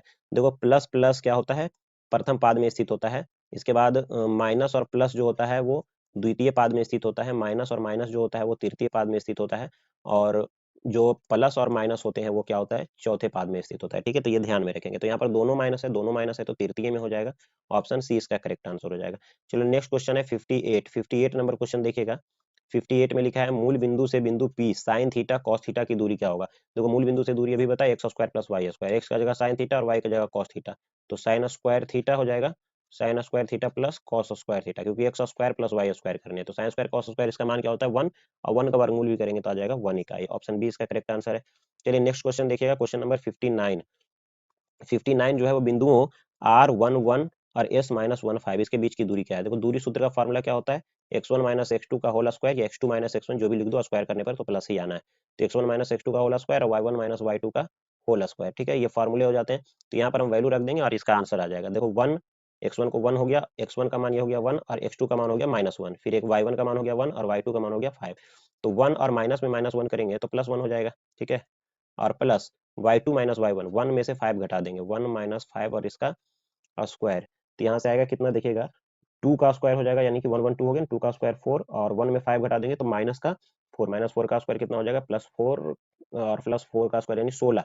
तो 16 4 20, 20 को हम क्या लिख देंगे, 2√5। ठीक है, 2√5, 2√5 इसका सही आंसर हो जाएगा। ऑप्शन सी इसका करेक्ट आंसर है। ठीक है, चलिए नेक्स्ट क्वेश्चन देखिएगा।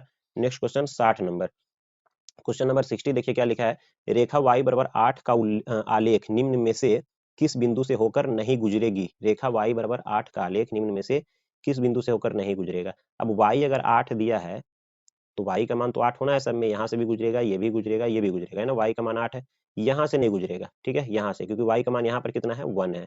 चलिए नेक्स्ट क्वेश्चन देखिएगा, क्वेश्चन नंबर 61। 61 निम्नलिखित में से कौन सा बिंदु प्रथम चतुर्थांश में स्थित है। अभी बताए प्रथम में क्या होता है, दोनों प्लस होते हैं, तो ऑप्शन ए इसका करेक्ट आंसर हो जाएगा। चलिए नेक्स्ट क्वेश्चन देखिएगा, क्वेश्चन नंबर 62।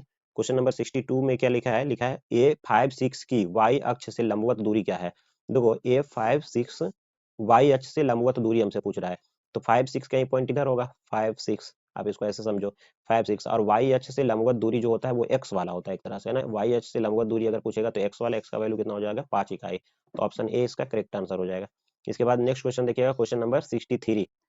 क्वेश्चन नंबर 63 बिंदु -2 10 -8 14 को मिलाने वाली रेखाखंड के मध्य बिंदु के नियामक क्या है। मध्य बिंदु का फॉर्मूला होता है x1 प्लस x2 बटा 2 और y1 प्लस y2 बटा 2। ठीक है, ये क्वेश्चन हो जाता है। तो यहाँ से क्या हो जाएगा, x1 x2 जो हो गया -2 और -8, तो इसको जोड़ देते हैं, -2 और -8 और बटा 2, प्लस है तो प्लस माइनस माइनस ही हो जाएगा। और उसके बाद क्या हो जाएगा, 10 और प्लस 14, 10 प्लस 14 और बट्टा में क्या हो जाएगा, 2। तो -2 और -8 कितना हो जाएगा, -10 हो जाएगा बटा 2, और यहाँ 14 10 कितना हो गया, 24, 24 बटा 2, यानी कि ये हो जाएगा 12, और ये हो जाएगा -5, -5 और 12, -5 और 12, -5 और 12, ऑप्शन सी इसका करेक्ट आंसर है। चलिए नेक्स्ट क्वेश्चन देखिएगा, क्वेश्चन नंबर 64। क्वेश्चन नंबर 64 में क्या लिखा है देखिए, यदि किसी वृत्त के व्यास के छोरों के निर्देशांक कितना है तो वृत्त के केंद्र के निर्देशांक। देखो कोई भी वृत्त अगर ऐसे है मान लो, और इसका एक व्यास है और इसके छोरों के निर्देशांक यहाँ यहाँ का दे रखा हो और हमसे केंद्र पूछे, तो एक्चुअल में तो केंद्र तो बीच का बिंदु होता है, मध्य बिंदु, तो ये भी तो घुमा फिरा के मध्य बिंदु ही पूछ लिया। तो 6 और -6 जोड़ेंगे और बटा 2 करेंगे, 6 - 6 0 होगा, 0 बटा 2 0, और -8 और +8 करेंगे तो 0, और 0 बटा 2 करेंगे 0, 0 0 इसका राइट आंसर हो जाएगा। ऑप्शन सी इसका करेक्ट आंसर है। चलिए नेक्स्ट क्वेश्चन देखिएगा, क्वेश्चन नंबर 65। क्वेश्चन नंबर 65 है, बिंदु A34 और B P1 मूल बिंदु से समदूरस्थ हैं, तो P का मान क्या हो जाएगा। अब देखो मूल बिंदु से अगर समदूरस्थ है मतलब मूल बिंदु से इसकी दूरी और इसकी दूरी दोनों बराबर है, तो मूल बिंदु से दूरी क्या हो जाता है, इसका दूरी हो जाएगा 3 का स्क्वायर और 4 का स्क्वायर, यानी 3 का स्क्वायर प्लस 4 का स्क्वायर, ये हो गया इसकी मूल बिंदु से दूरी। और इसका मूल बिंदु की दूरी की मूल बिंदु से जो दूरी हो जाएगा पी स्क्वायर प्लस 1 का स्क्वायर। तो दोनों तरफ स्क्वायर कर देंगे, रूट खत्म हो जाएगा, 3 का स्क्वायर 9, 4 का स्क्वायर 16, 16 9 हो जाएगा कितना 25, और बराबर यहाँ हो गया पी स्क्वायर प्लस 1। ठीक है, तब पी स्क्वायर बराबर यहाँ कितना हो जाएगा 25 - 1 यानी कि 24। तो पी बराबर क्या हो जाएगा, पी बराबर हो जाएगा यहाँ से प्लस माइनस रूट 24, और रूट 24 को 4 गुने 6 लिखेंगे और 4 का वर्गमूल आ जाएगा 2, प्लस माइनस हो जाएगा 2 रूट 6। तो plus minus 2 root 6 option D इसका करेक्ट आंसर हो जाएगा। ठीक है, चलिए नेक्स्ट क्वेश्चन देखिएगा, क्वेश्चन नंबर 66 नंबर क्वेश्चन देखिए, लिखा है बिंदुओं A08 B612 और C इतना से बने त्रिभुज का क्षेत्रफल क्या होगा। देखो त्रिभुज का क्षेत्रफल का जो फॉर्मूला हो जाता है वो होता है हाफ इंटू x1, x1 का मान हो गया 0, तो 0 के लिए तो वैल्यू कुछ भी यहाँ पर लिख देंगे तो वैल्यू तो 0 ही आ जाएगा, y2 - y3 ऐसे एक्चुअल में लिखते हैं। और फिर x2 क्या हो जाएगा 6, तो 6 इंटू y3 - y1 यानी -4, और माइनस में क्या लिख देना है माइनस का 8, और प्लस x3 का मान जो हो जाएगा वो क्या हो जाएगा -4, तो माइनस का 16 है ना x3 का जगह पर। अब y1 - y2 यानी 8 माइनस का 12। ठीक है, तो देखिए यहाँ पर कितना आ जाएगा 1/2 इंटू -8 - 4 -12 हो गया, -12 गुने 6 हो जाएगा माइनस का 72, और यहाँ पर देखिए 8 - 12 हो गया कितना -4 -4 माइनस माइनस प्लस 16 हो जाएगा, 16 गुने 4 हो जाएगा 16 चौका 64। ठीक है, अब -72 और प्लस 64 अगर करेंगे तो -8 हो जाएगा, और चूंकि मॉडुलस लगा है तो +8 हो जाएगा, हाफ इंटू 8, और 2 चौका 8 कट जाएगा, यानी 4 इसका सही आंसर हो जाएगा, 4 वर्ग इकाई। ऑप्शन डी इसका करेक्ट आंसर है। चलते हैं नेक्स्ट क्वेश्चन, क्वेश्चन नंबर 67 की तरफ देखिएगा। क्वेश्चन नंबर 67 लिखा है A4 - 3 तथा B9 7 को मिलाने वाले रेखाखंड को 3:2 के अनुपात में अंतः विभाजित करने वाले बिंदु y का निर्देशांक क्या हो जाएगा। तो फॉर्मूला क्या हो जाता है mx2, m का मान कितना हो गया, m बराबर हो गया 3, और n का जो मान हो गया वो हो गया 2, m अनुपात n अगर हम देखते हैं तो m अनुपात n यानी 3:2 हो गया। फॉर्मूला जो होता है वो होता है mx2 प्लस nx1 बटा m प्लस n, और इसी तरीके से हो जाता है my2 प्लस ny1 और बटा m प्लस n। ठीक है, ये फॉर्मूला हो जाता है, और m x1 y1 ये हो गया, और x2 y2 ये दोनों हो गया। ठीक है, तो यहाँ पर हम देख लेते हैं क्या आ जा रहा है mx2 m 3 गुने x2 9, ठीक है, और ny1 n का मान 2 हो गया और y1 का मान कितना हो गया 4 हो गया, यहाँ तक सही है, बटा m प्लस n। हमसे पूछ रहा है क्या y के निर्देशांक पूछ रहा है ना, सॉरी x तो हमको देखना ही नहीं है, तो x नहीं देखना है, my2 देख लेते हैं। my2 3 गुने 7 प्लस n का मान 2 हो गया, और y1 हो गया -3 बटा m plus n। Option B इसका करेक्ट आंसर है। ठीक है, चलिए नेक्स्ट क्वेश्चन देखिएगा, नेक्स्ट क्वेश्चन, क्वेश्चन नंबर 68। त्रिभुज एबीसी में यदि कोण ए प्लस कोण सी बराबर 120 डिग्री तो कोण बी क्या है। सीधा समझो, त्रिभुज के तीनों कोणों का योग 180 डिग्री होता है, ए और सी मिला के 120 हो गया तो बी कितना बच जाएगा 60 बच जाएगा। ऑप्शन बी इसका सही हो जाएगा, तभी तो 120 और 60 मिला के 180 हो जाएगा। चलो नेक्स्ट क्वेश्चन देखो, क्वेश्चन नंबर 69। क्वेश्चन नंबर 69 में लिखा है त्रिभुज एबीसी तथा डीईएफ में AB बटा डी बराबर BC बटा FD, तो ये समरूप होंगे जब, देखो AB का समानुपाती DE है और BC का समानुपाती FD है, तो यहाँ पर B देखो कॉमन मिल रहा है और यहाँ पर क्या कॉमन मिल रहा है D कॉमन मिल रहा है। ठीक है, तो यानी इसके बीच को बनाने वाला भुजा जो है वो ABC त्रिभुज में B है और DEF वाले त्रिभुज में D है, तो कोण B और कोण D क्या हो जाने चाहिए बराबर होना चाहिए। ऑप्शन डी इसका करेक्ट आंसर हो जाएगा। ठीक है, चलो नेक्स्ट क्वेश्चन, यस एस वाला आप सर्वांग समता का जो नियम है यस का उसको याद करके देखिए। ठीक है, चलिए नेक्स्ट क्वेश्चन देखिएगा, क्वेश्चन नंबर 70। त्रिभुज एबीसी समरूप है त्रिभुज पी क्यू आर के, और बीसी बटा क्यू आर बराबर 1/5 है, तो एरिया क्या हो जाएगा। देखो बीसी का क्यू आर जो है वो क्या है संगत तो भुजा है, और इसका रेशियो भुजा का रेशियो 1/5 है, तो हमको उसके त्रिभुज के क्षेत्रफल का रेशियो पूछ रहा है। लेकिन यहाँ पर ध्यान दीजिएगा, क्षेत्रफल जो पूछ रहा है वो पी क्यू आर बटा एबीसी दे रखा है बीसी, जबकि यहाँ पर बीसी वाला जो साइड है वो ये है 1, तो इसको उल्टा कर देंगे 5/1 कर देंगे, ठीक है, ये जरूर ध्यान रखिएगा ना, 5/1। और जब भी क्षेत्रफल हमको पूछता है तो क्या कर देंगे, इसका स्क्वायर कर देंगे। ठीक है, तो 25 और अनुपात 1, क्योंकि त्रिभुज के क्षेत्रफल का अनुपात उनकी संगत भुजाओं के वर्गों के अनुपात के बराबर होता है, ये थ्योरम है। ठीक है, तो 25 अनुपात 1, यानी यहाँ से 25 हो जाएगा इसका सही आंसर, 25/1 मतलब 25। चलो नेक्स्ट क्वेश्चन देखिएगा, नेक्स्ट क्वेश्चन क्या है, 71। 71 में है tan 90 माइनस ए, cot ए हो जाता है, ये तो फॉर्मूला लिखा है। चलो नेक्स्ट क्वेश्चन देखो, क्वेश्चन नंबर 72। देखिए 72 नंबर लिखा है, दी गई आकृति है डी समांतर बीसी, डी वाला ये जो लाइन है वो समांतर है बीसी के, एडी बराबर 5 सेंटीमीटर है, ये वाला जो है 5 है, डीबी जो है वो 6 है, ये वाला 6 है, एई जो है वो कितना है 8 है, तो हमसे ईसी पूछ रहा है। थेल्स वाला थ्योरम लगा देंगे तो क्या हो जाएगा 5/6, यानी ये वाला 5/6 बराबर 8 बटा, इसको x अगर कह दो 8/x। ठीक है, तो यहाँ से क्या आ जाएगा 6 × 48 बटा, यानी x बराबर हो जाएगा 8 × 48, और बटा में कितना आ जाएगा 5, 48/5 भाग लगा देंगे अगर, 5×9 = 45, 9 कुछ इसका सही आंसर। चलिए ऑप्शन सी इसका सही हो जाएगा। ठीक है, चलो नेक्स्ट क्वेश्चन देख लेते हैं, क्वेश्चन नंबर 73 देखिएगा। क्वेश्चन नंबर 73 में लिखा है, दो समान कोणिक त्रिभुजों में उनकी संगत भुजाओं का अनुपात सदैव समान रहता है, किसने कहा। देखो दो समान कोणिक त्रिभुजों में उनकी संगत भुजाओं का अनुपात सदैव समान रहता है, तो ये थेल्स ने कहा था। ठीक है, जब दो समान कोण होते हैं तो वो समरूप होते हैं त्रिभुज। ठीक है, तो उनकी संगत भुजाएं जो होता है वो एक ही अनुपात में होते हैं, वो थेल्स ने कहा था। चलिए नेक्स्ट क्वेश्चन देख लेते हैं, क्वेश्चन नंबर 74। 74 में लिखा है, एक बाह्य बिंदु से एक वृत्त पर कितनी स्पर्श रेखाएं खींची जा सकती है। इसका राइट आंसर जो हो जाएगा वो 2 हो जाएगा। देखो ये एक सर्कल अगर है और इसको हम कह दें अगर बाहरी एक बिंदु से कितना स्पर्श रेखा खींचा जा सकता है, तो इस पर मात्र 2 स्पर्श रेखाएं ऐसे खींची जा सकती है। ठीक है, इससे ज्यादा नहीं, इससे ज्यादा खींचने का प्रयास करेंगे तो या तो इसको टच ही नहीं करेगा या तो फिर छेदक रेखा हो जाएगा। लेकिन यहाँ से 2 क्वेश्चन बनते हैं, बाह्य बिंदु से अगर पूछेगा तो 2 हो जाएगा, और ऐसे डायरेक्टली केवल ऐसे जनरल फॉर्म में पूछ दे कि एक वृत्त पर कितनी स्पर्श रेखा खींची जा सकती है, बाह्य बिंदु का जिक्र ना हो तो फिर अनंत हो जाएंगे, यहाँ से खींचा जा सकता है, यहाँ से है ना, यहाँ से खींचे जा सकते हैं, यहाँ से खींचे जा सकते हैं, यहाँ से खींचे जा सकते हैं, मतलब अनंत हो जाएगा फिर। ठीक है, अगर बाह्य बिंदु ना कहे तब।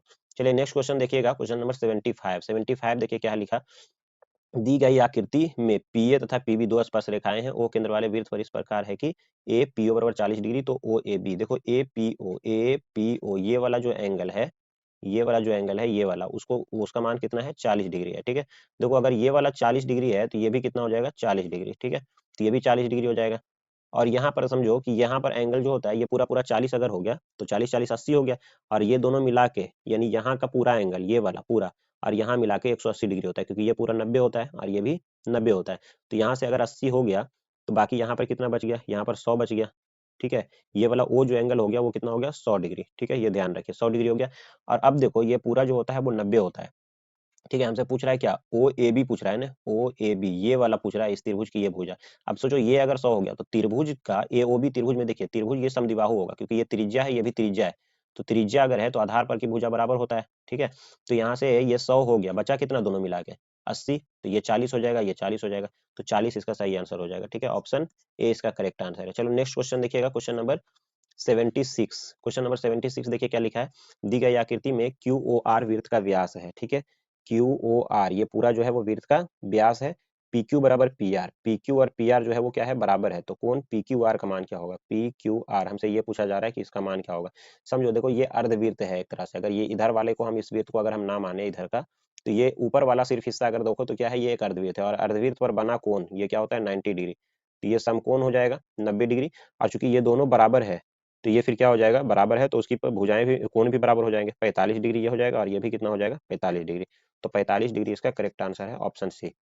चलो नेक्स्ट क्वेश्चन देख लो, क्वेश्चन नंबर 77। 77 नंबर क्वेश्चन देखिएगा, 77 नंबर क्वेश्चन में लिखा है कि यदि ओ केंद्र वाले वृत्त में ए बी और ए सी दो स्पर्श रेखाएं इस प्रकार है कि कोण बीओसी बराबर 110 डिग्री, तो सी ए ओ का मान क्या हो जाएगा। देखो ओ केंद्र वाला वृत्त है, इसमें ए बी और ए सी दो स्पर्श रेखाएं हैं, ये ओ केंद्र वाला एक वृत्त है, इसके अंदर दो स्पर्श रेखा, बिल्कुल रफ फिगर में जल्दी जल्दी में थोड़ा बना रहा हूँ ताकि वीडियो बहुत ज्यादा लंबा ना हो। ठीक है, देखो ओ केंद्र वाला एक वृत्त हो गया ओ, और यहाँ से ए बी ए सी दो स्पर्श रेखा, ये हो गया ए पॉइंट, ए बी और ए सी दो स्पर्श रेखाएं हैं। यहाँ त्रिज्या खींचेंगे तो ये 90 डिग्री हो जाएगा, यहाँ पर त्रिज्या खींचने से। रेखा इस प्रकार है कि बी ओ सी 110 है, बी ओ सी यानी ये वाला एंगल जो है वो 110 डिग्री है, तो सी ए ओ क्या है, सी ए ओ ये हमसे पूछा जा रहा है। ठीक है, ये वाला एंगल हमसे पूछा जा रहा है कितना है, देखो ये अगर ये 110 है तो ये वाला कितना है 70, तो 35 35 बढ़ जाएंगे, 35 डिग्री इसका सही आंसर हो जाएगा। चलो नेक्स्ट क्वेश्चन देख लो, नेक्स्ट क्वेश्चन क्या कह रहा है, 78।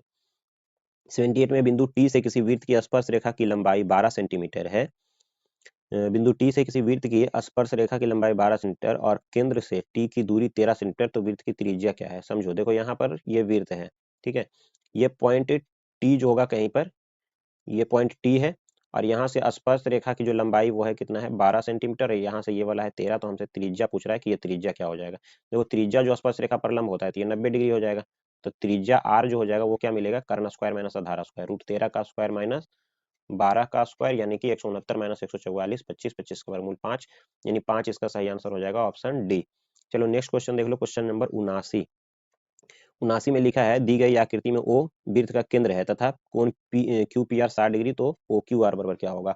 तो क्यू पी आर बराबर ये कितना है 60 डिग्री है, ठीक है, ये 60 डिग्री, तो हमसे क्यू ओ आर पूछ रहा है ना, देखो दुगना कर दो सीधा, जब भी इस तरह का प्रश्न रहे, इस तरह का फिगर, सीधा क्या करो दुगना करो इसका 60 डिग्री का, ये हो जाएगा 120 डिग्री, ठीक है।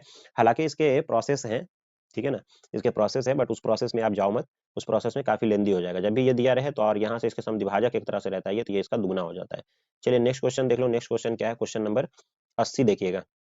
क्वेश्चन नंबर 80 जो होगा वो आंकड़े 15, 20, 84, 29, 41, 45, 60 है ना, इसका परिसर, परिसर क्या होता है, ऊपरी सीमा माइनस निम्न सीमा, इसमें सबसे बड़ा नंबर कौन है, 84 है ना, सबसे बड़ा नंबर तो 84 ही है, और सबसे छोटा नंबर क्या होता है उसको हम घटा देते हैं, मतलब सबसे बड़ा और सबसे छोटे नंबर का डिफरेंस होता है, इसमें जो सबसे छोटा नंबर है वो है 15, तो 84 में हम क्या करेंगे 15 को माइनस कर देंगे, ठीक है, तो ये हो जाएगा 14 में 5 घट गया 9 और 7 में से 1 घट गया तो 6, 69, 69 इसका सही आंसर हो जाएगा ऑप्शन ए। चलिए नेक्स्ट क्वेश्चन देखो, नेक्स्ट क्वेश्चन 81 क्वेश्चन नंबर देखिएगा, 1 2 3 n का समांतर माध्य क्या होगा।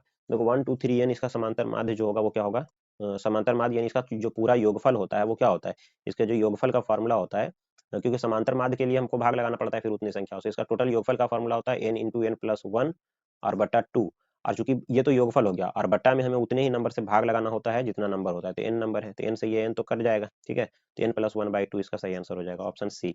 चलो नेक्स्ट क्वेश्चन देख लेते हैं, क्वेश्चन नंबर 82। 82 नंबर क्वेश्चन में लिखा है यदि 3 माध्यक बराबर बहुलक प्लस x माध्य, तो x का मान, देखो फॉर्मूला होता है 3 माध्यक बराबर बहुलक प्लस 2 माध्य है ना, माध्य बहुलक प्लस 2 माध्य, तो यहाँ पर क्या हो जाएगा 2 माध्य, 2 इसका सही आंसर हो जाएगा x का, तो x का 2 इसका सही आंसर है, फॉर्मूला है ये, ठीक है। चलो नेक्स्ट क्वेश्चन देखो, 83 नंबर क्वेश्चन क्या कह रहा है, प्रेक्षण 12 13 11 14 12 13 15 11 13, कहता है इसका बहुलक क्या है, ठीक है। देखो इसका बहुलक जो सबसे ज्यादा बार यूज किया गया है इसमें वही बहुलक होता है, जो सबसे ज्यादा बार आ रहा है, देखो 11 11 2 बार है, ठीक है, 13 13 भी जो है वो 2 बार है, नहीं 3 बार है, 13 जो है वो कितना है 3 बार है, तो सबसे ज्यादा बार तो 13 इस्तेमाल हो रहा है, तो ऑप्शन सी इसका करेक्ट आंसर हो जाएगा। चलो नेक्स्ट क्वेश्चन देख लेते हैं, क्वेश्चन नंबर 84 कहता है 7 9 13 15 x, इसका माध्य 10 है तो x का मान क्या होगा। देखो माध्य क्या होते हैं, हम सबको जोड़ देते हैं, है ना, सबको हम क्या करते हैं जोड़ देते हैं, और बट्टा में उतने ही नंबर से भाग लगा देते हैं, 1 2 3 4 5 5 नंबर से भाग लगा देंगे, और बराबर में कितना 10 हो जाएगा, तो 9 7 16 16 और 15 13 28, 28 और 16 जो हो जाएगा वो हो जाएगा 44, 44 प्लस एक्स और बटा में कितना हो जाएगा 5 बराबर हो जाएगा 10, तो 5 से 10 में गुना हो जाएगा तो उधर 50, 50 में 44 घट गया तो एक्स बराबर हो गया कितना 6, तो 6 इसका करेक्ट आंसर है। चलो नेक्स्ट क्वेश्चन देख लेते हैं, क्वेश्चन नंबर 85 देखिएगा, 85 नंबर क्वेश्चन क्या कह रहा है, देखिए 85 नंबर क्वेश्चन में लिखा है किसी घटना की प्रायिकता का अधिकतम मान कितना होता है। देखो किसी घटना का अधिकतम मान हो सकता है 1, न्यूनतम मान कितना हो सकता है 0।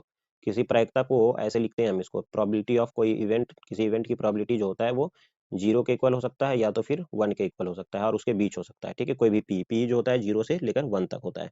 चलिए नेक्स्ट क्वेश्चन देख लो, यानी नेगेटिव नंबर में नहीं हो सकता और 1 से बड़ा नहीं हो सकता। चलो 86 नंबर क्वेश्चन देखिएगा, लिखा है निम्नलिखित में कौन सी एक घटना की प्रायिकता नहीं हो सकती। चलो उसी से क्वेश्चन है जो अभी ऊपर बताए हैं, कौन घटना की प्रायिकता नहीं हो सकता, 50% ये तो हो सकता है, 0.12 भी हो सकता है, सब 1 से छोटा नंबर है ना, 3/4 ये भी 1 से छोटा नंबर है, 13/12 ये 1 से छोटा नंबर नहीं है, 12 से 13 में भाग लगाएंगे 1 दशमलव कुछ आएगा, है ना, तो यहाँ 1 से नंबर बड़ा आ जा रहा है, 1 से बड़ा नंबर आ रहा है, इसी वजह से यहाँ ऑप्शन डी इसका करेक्ट आंसर होगा, जो प्रायिकता नहीं हो सकता।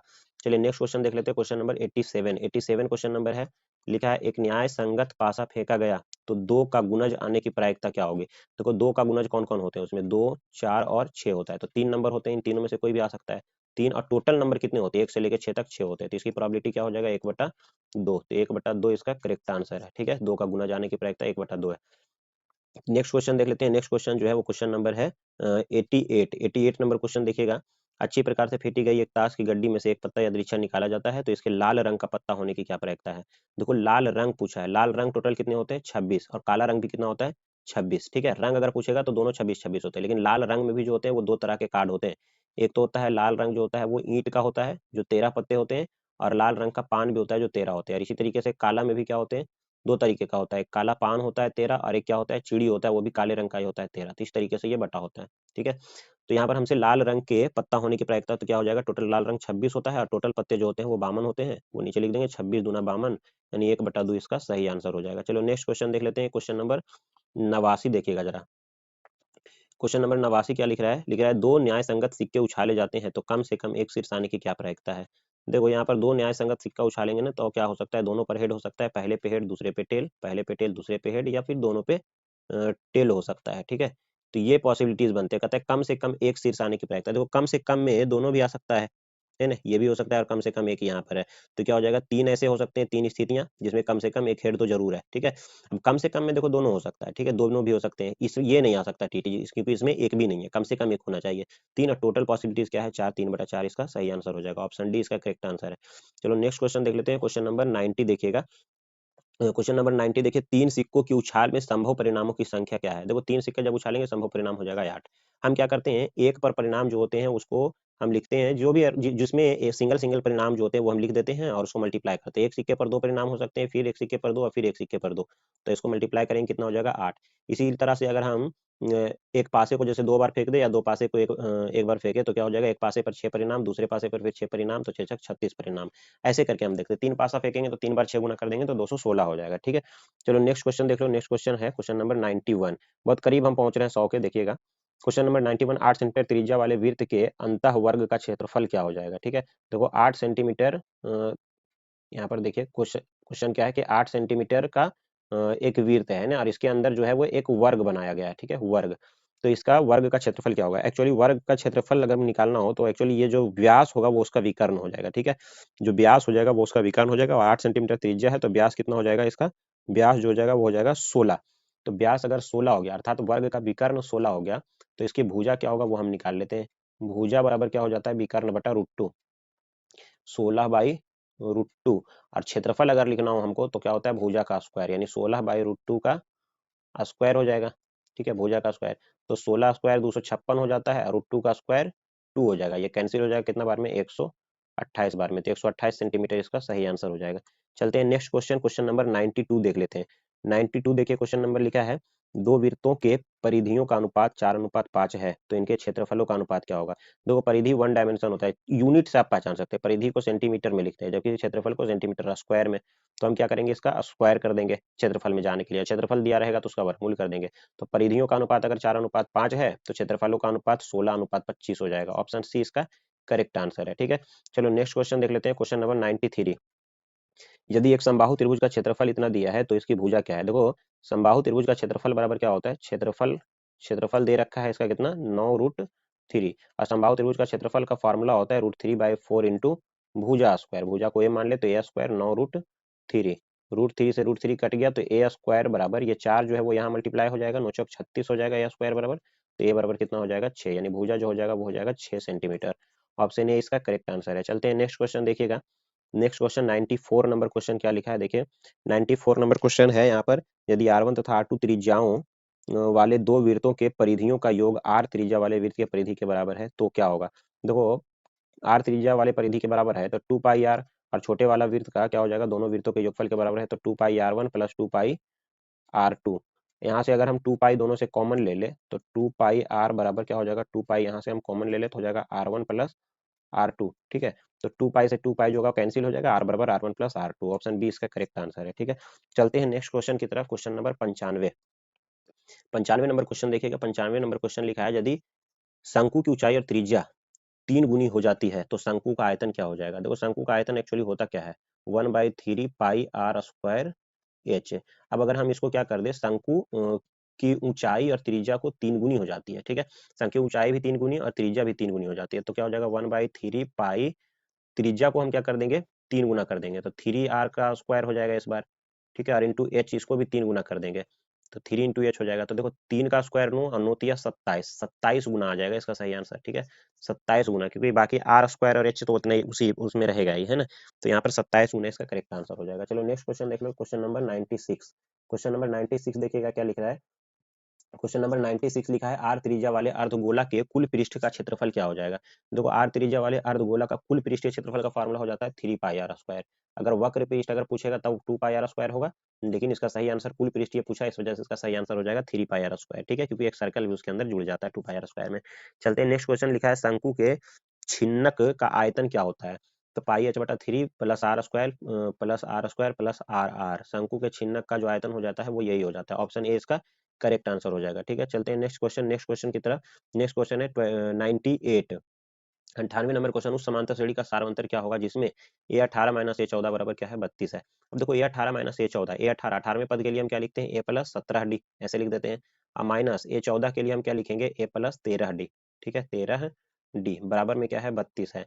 तो यहाँ से जब हम माइनस करेंगे तो a से माइनस प्लस माइनस ए हो जाएगा ना, यहाँ पर देखो a + 17d और माइनस ए - 13d ये हो जाएगा, बराबर हो जाएगा 32। तो यहाँ से माइनस ए और प्लस ए कैंसिल हो जाएगा, 17 में 13 घट गया तो बच गया कितना 4d।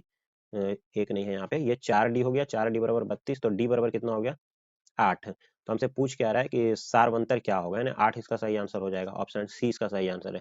चलते हैं नेक्स्ट क्वेश्चन देखिएगा, क्वेश्चन नंबर 99। क्वेश्चन नंबर 99 क्या लिखा है। लिखा है गोला का व्यास 42 सेंटीमीटर है तो इसका पृष्ठ क्षेत्रफल क्या है। देखो व्यास अगर 42 है तो त्रिज्या कितना हो गया, त्रिज्या हो गया 21 सेंटीमीटर। और इसका पृष्ठ क्षेत्रफल पूछा है तो पृष्ठ क्षेत्रफल जो होता है वो एरिया इसका 4πr², 4πr²। ठीक है, तो ये हो जाएगा 4 × 22/7, 22/7 और इंटू r², r का वैल्यू हो गया 21 × 21। ठीक है, तो 7 या 21 हो जाएगा। तो यहाँ से कितना आ जाएगा, देखो 22 चौक 88, 88 और गुना में क्या कर देंगे 63।